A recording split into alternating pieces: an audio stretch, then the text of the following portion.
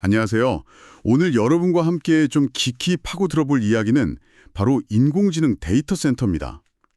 요즘 뭐 사무실이나 아파트 짓는 것보다요, 이 데이터 센터 짓는데 훨씬 더 많은 돈이 들어간다. 이런 이야기 혹시 들어보셨나요?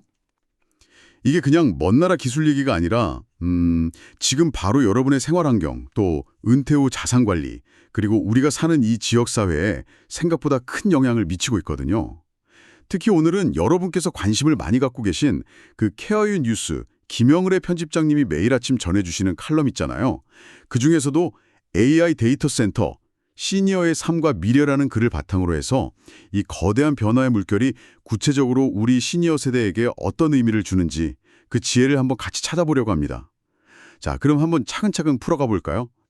우선 말이죠. 이 데이터 센터라는 게 정확히 뭘 하는 곳인지부터 짚고 넘어가야 할 것 같아요. 흔히들 뭐 AI의 심장이다 이렇게들 말하던데 왜 그런 건가요? 네, 그 비유가 아주 적절합니다. 우리가 요즘 많이 쓰는 그 챗봇 서비스나 또 앞으로도 중요해질 원격 진료 아니면 스마트 헬스케어 기기들 있잖아요. 더 나아가서는 뭐 자율주행 자동차까지. 이런 인공지능 서비스들이 제대로 돌아가려면 정말 어마어마한 양의 데이터를 빠르고 정확하게 계산하고 처리해야 하거든요. 그 방대한 계산을 실제로 수행하는 물리적인 공장, 뭐 AI의 두뇌 역할을 하는 핵심 시설, 그게 바로 데이터 센터인 셈이죠. 그러니까 AI가 똑똑해지려면 반드시 필요한 기반 시설이다. 이렇게 보시면 됩니다. 아, 그러니까 우리가 이런 AI 기술의 편리함을 누리려면 보이지 않는 곳에서 이 데이터 센터가 막 열심히 돌아가야 한다는 거군요. 근데 요즘 왜 이렇게 데이터 센터 건설에 다들 열광하는 건가요? 뭐가 있길래요? 그만큼 AI 기술 경쟁이 정말 치열해졌기 때문입니다. 메타, 그러니까 예전 페이스북이죠. 그리고 알파벳, 구글의 모회사, 이런 세계적인 IT 기업들은 AI 경쟁에서 뒤처지지 않으려고 자체적으로 거대한 데이터 센터를 짓는데 막대한 돈을 쏟아붓고 있어요. 근데 여기서 좀 흥미로운 점은 이런 기술 기업들뿐만 아니라 그 큰 자금을 굴리는 사모펀드 회사들이나 뭐 전통적인 건설사, 전력회사, 심지어는 원자력 관련 기업들까지 이 시장에 아주 적극적으로 뛰어들고 있다는 겁니다. 잠깐만요. 사모펀드나 건설사는 그렇다 쳐도 원자력 기업까지요? 그건 좀 바로 연결이 안 되는데요? 아, 데이터 센터가 그 전기 먹는 하마라고 불릴 정도로 전력을 어마어마하게 소비하기 때문입니다. 24시간 내내 안정적으로 그것도 아주 많은 양의 전기를 공급받아야만 하거든요. 쉬면 안 되니까요. 그래서 안정적인 대규모 전력 생산이 가능한 원자력 발전에 대한 관심도 같이 커지고 있는 겁니다. 실제로 그 브룩필드 같은 글로벌 자산운용사에서는 앞으로 한 10년 동안 전 세계적으로 데이터 센터 관련 인프라 구축에 무려 7조 달러, 이걸 우리 돈으로 환산하면 약 9,430조 원이라는 정말 천문학적인 금액이 투자될 거다. 이렇게 예측하고 있습니다. 9,430조 원. 와, 정말 상상하기조차 힘든 규모네요. 이렇게 큰 시설이 만약에 우리 동네 주변에 들어선다고 가정하면 어떤 변화를 예상해야 할까요?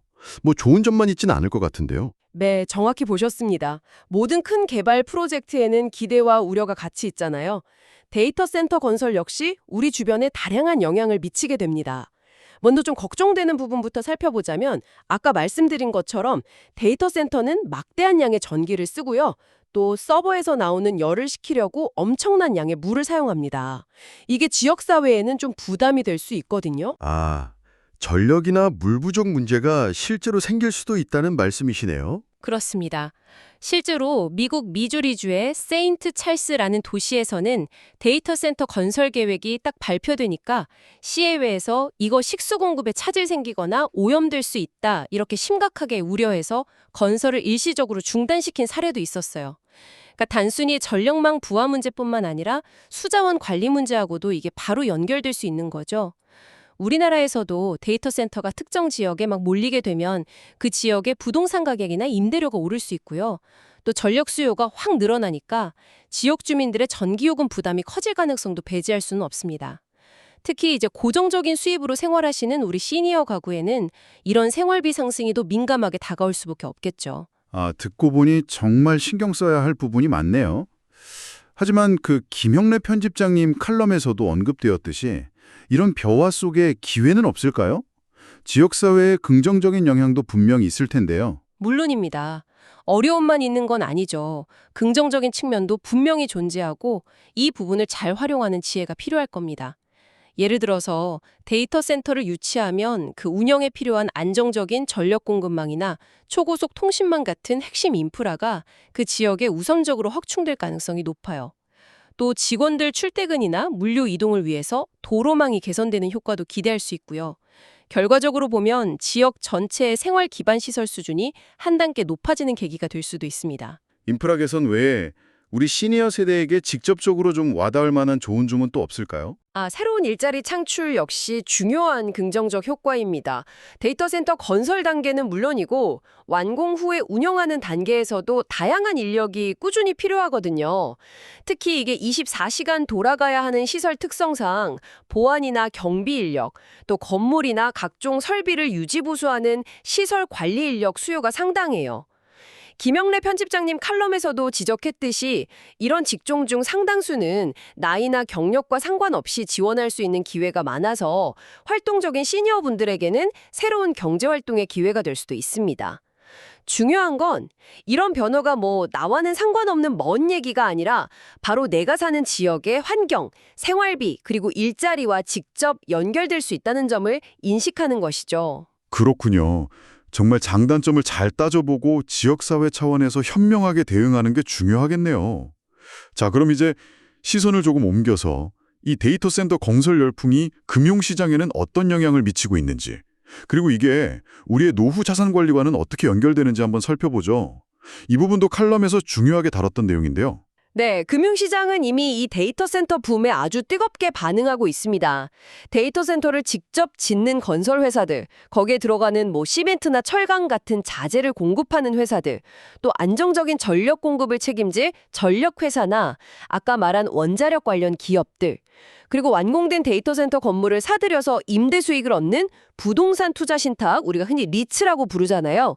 이런 상품들까지 이른바 데이터 센터 수혜주로 꼽히면서 투자자들의 큰 관심을 받고 있습니다. 그러니까 관련 기업 주가가 오르거나 관련 펀드 상품이 많이 나오고 있다는 그런 말씀이시죠. 맞습니다. 이런 기업들의 주가가 실제로 오름세를 보이고 있고 데이터 센터 관련 기업이나 인프라에 투자하는 새로운 펀드 상품들도 계속해서 출시되고 있어요.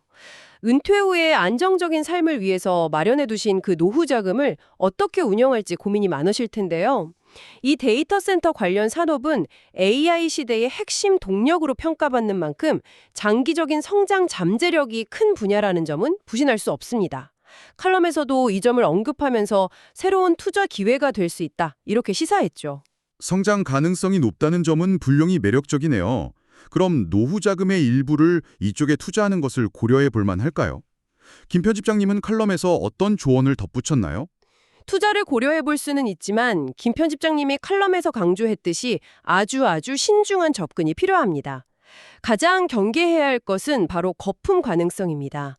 어떤 산업이든 단기간에 과도한 기대감과 자금이 막 몰리면 실제 가치 이상으로 부풀려질 위험이 있거든요. 혹시 그 2000년대 초반에 있었던 닷컴 버블 사태 기억하시나요? 네, 그럼요. 그때 정말 큰 혼란이 있었죠. 네. 당시 인터넷 기업들에 대한 장밋빛 전망이 막 쏟아지면서 주가가 천정부지로 치솟았지만 결국 거품이 꺼지면서 많은 투자자들이 정말 큰 손실을 봤던 그런 아픈 경험이 있습니다. 데이터 센터 투자 역시 마찬가지일 수 있다는 거죠. 지금은 성장성에 대한 기대가 아주 높지만 투자가 과열되거나 혹은 예상치 못한 기술 변화, 아니면 규제 환경 변화 같은 게 생기면 시장이 급격하게 조정을 받을 수도 있다는 점을 항상 염두에 두셔야 합니다. 따라서 칼럼에서 제안하는 지혜는 특정 테마에 올인하기보다는 다양한 자산에 나누어 투자하는 분산 투자의 원칙을 지키는 것이 여전히 중요하다는 것입니다. 기대 수익률이 높을수록 위험도 같이 커진다는 투자의 기본을 잊지 말아야 합니다. 결국 투자는 늘 신중해야 한다는 교훈이군요. 알겠습니다. 자, 그럼 투자 이야기는 이쯤에서 정리하고 우리 일상생활로 다시 돌아와 보죠. 데이터 센터가 많아지면 구체적으로 우리 삶이 어떻게 더 편리해지는 걸까요? 가장 직접적으로 체감할 수 있는 변화는 역시 인터넷 속도와 안정성이 좋아지는 겁니다. 우리가 매일 사용하는 수많은 온라인 서비스들이 사실은 데이터 센터의 성능에 크게 좌우되거든요. 예를 들어서 병원 진료를 온라인으로 예약하고 의사 선생님이랑 화상으로 상담하면서 원격으로 건강 상태를 점검받는 서비스 있잖아요. 또 스마트폰 앱으로 은행 업무를 보는 것, 멀리 사는 자녀나 손주들하고 영상 통화하는 것, 이런 것들이 모두 데이터 센터 덕분에 더 빠르고 끊김없이 원활하게 이루어질 수 있게 되는 거죠. 생각해보니 정말 많은 것들이 연결되어 있네요. 어르신들이 자주 쓰시는 서비스 중에도 영향받는 게 많겠어요. 물론입니다.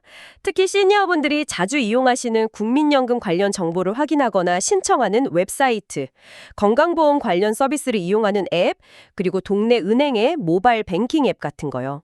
이런 공공 서비스나 금융 서비스들도 데이터 센터 인프라가 개선됨에 따라서 로딩 속도가 빨라지고 사용하기 더 편리하게 개선될 가능성이 높습니다.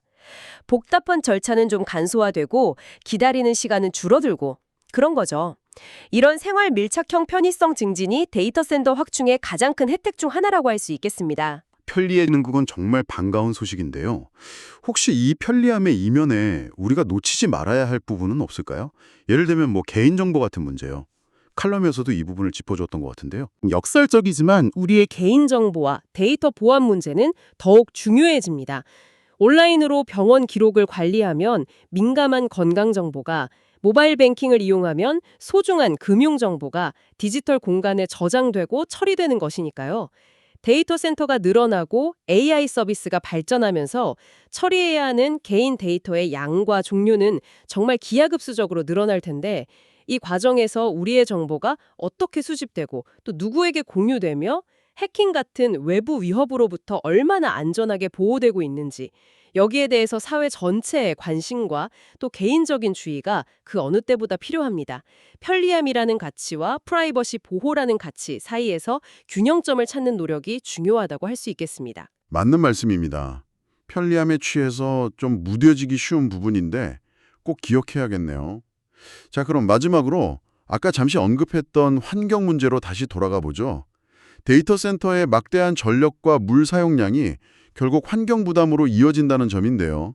이게 지속 가능한 발전이라는 관점에서 보면 정말 큰 숙제가 아닐 수 없겠어요. 네, 현재 데이터 센터 산업이 직면한 가장 큰 도전 과제이자 딜레마라고 할 수 있습니다. AI 기술 발전의 혜택을 최대한 누리면서도 그 과정에서 발생하는 막대한 에너지 소비와 탄소 배출, 그리고 수자원 사용 문제를 어떻게 해결할 것인가 하는 문제죠.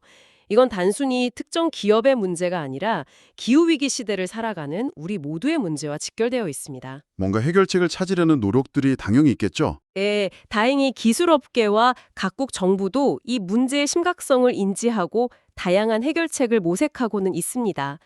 최근 AI 친환경 인프라 구축이 중요한 화두로 떠오르고 있는데요. 예를 들어서 데이터 센터 건물을 지을 때부터 에너지 효율을 극대화할 수 있는 특수 콘크리트를 사용한다거나 서버 냉각 방식을 개선해서 물 사용량을 줄이려는 기술 개발이 활발히 이루어지고 있습니다. 또 다른 한편에서는 탄소 배출이 거의 없는 소형 모듈 원자로, SMR이라고 하죠. 이런 차세대 원자력 기술을 데이터 센터 전용 전력원으로 활용하려는 움직임도 주목받고 있고요. 결국 기술로 환경 문제를 풀어가려는 시도들이군요. 네, 하지만 기술적인 해법만으로는 충분하지 않을 수 있습니다. 김영우리 편집장님의 칼럼이 던지는 질문처럼 이걸 좀 더 거시적인 관점에서 바라볼 필요가 있습니다. 우리가 노리는 이 기술 발전이 과연 다음 세대, 우리 아이들과 손주들에게 어떤 지구를 물려주게 될 것인가 하는 근본적인 성찰이 필요한 시점이라는 거죠.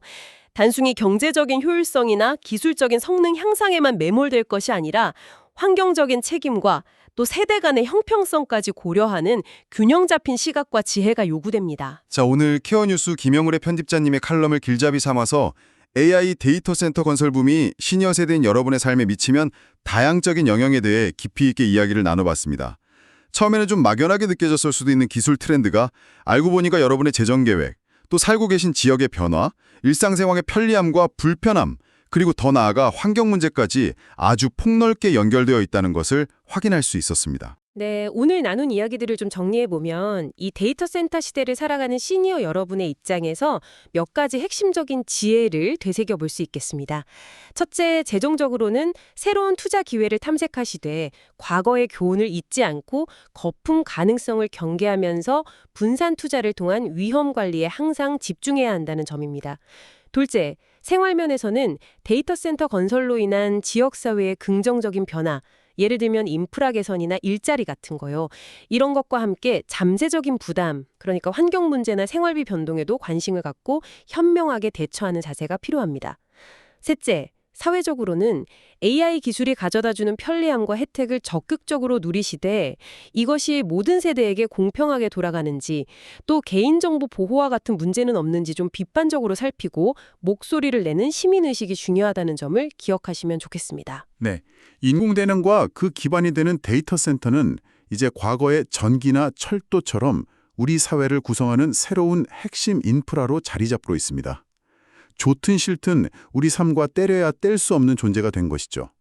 오늘 함께 나눈 김형래 편집장님의 칼럼 속 지혜들을 바탕으로 여러분께서 이 거대한 변화를 단순히 지켜보는 관객이 아니라 그 의미를 제대로 이해하고 여러분의 삶에 유리하게 활용하며 때로는 공동체를 위해 필요한 목소리를 내는 현명한 주체로 참여하시기를 바랍니다. 어쩌면 지금과 같이 이렇게 급격한 기술 변화의 시기야말로 평생에 걸쳐 쌓아오신 여러분의 경험과 연륜에서 우러나오는 그 깊은 지혜가 더욱 빛을 발할 수 있는 때가 아닐까요?